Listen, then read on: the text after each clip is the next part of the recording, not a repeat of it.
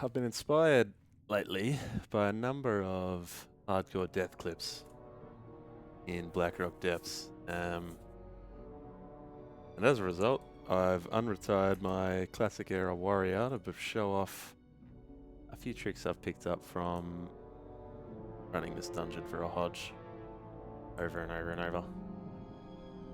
They were jump runs. Obviously, you don't want to be doing jump runs on a hardcore character.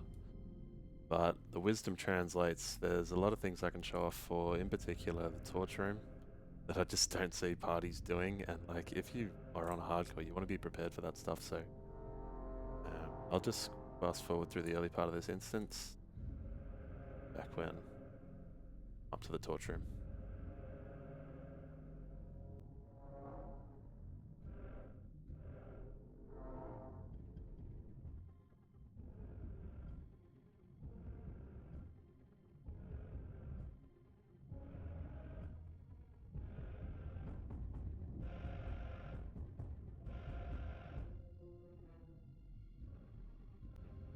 Okay, first trick's what we call fire jumping.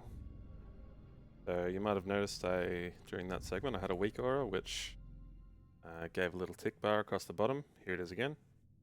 And that indicates when the fire damage is going to hit. So in my case, I'm playing on an NA server from Australia, so I've got to account for the lag a little bit. But the idea is that you jump as soon as it hits the green bar. I jump a little bit before because I lag, and it's not the most consistent, but if you time it right, avoid a lot of that damage. Might be the difference between life and death. Okay, moving on.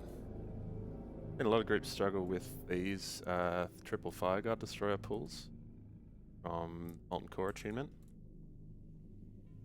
There's something I'd keep in mind is how weak these guys are to CC. Like, I feel like I see a lot of groups just run in and use the AoE tanking combo without bothering to trap or fear or shackle these guys, so yeah, there's something to keep in mind. And delay the whole fight. Giving them a fear.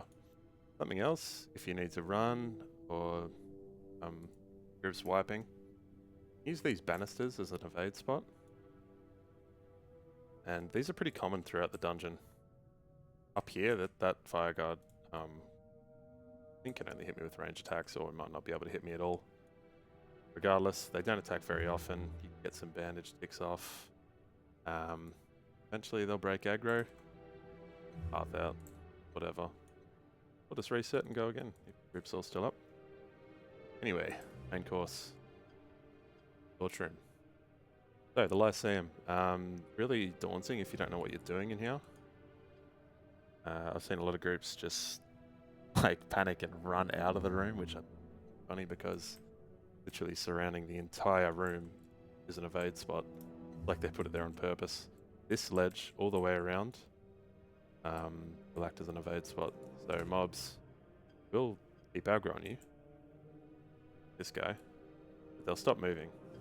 The only damage you'll be taking if you're up here is from either melee attacks that are very close to the banister or guns.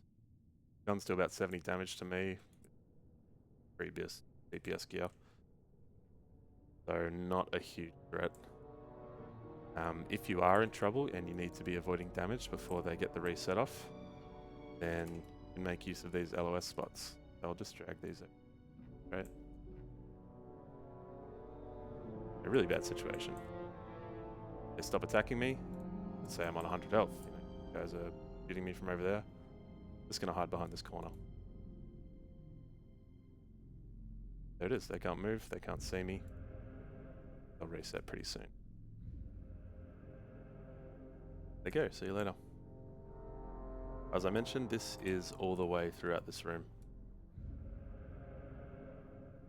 Just something to watch out for. If you run into the corner, you can get hit by lava from the lake on the other side. Like that. So be careful. Not looking great for me here. Getting pretty low on health. LOS spots are going to be pretty good safety nets. In particular, these ones near the exit door. It's a pretty small group of guys that can attack you here. And what you can do is say there's two ranges or something. You can LOS them to this spot. Once they're all on that side of the wall, run to the other side, sacrifice a bit of damage in order to get the evade and the reset. Done. Sit down, have a meal.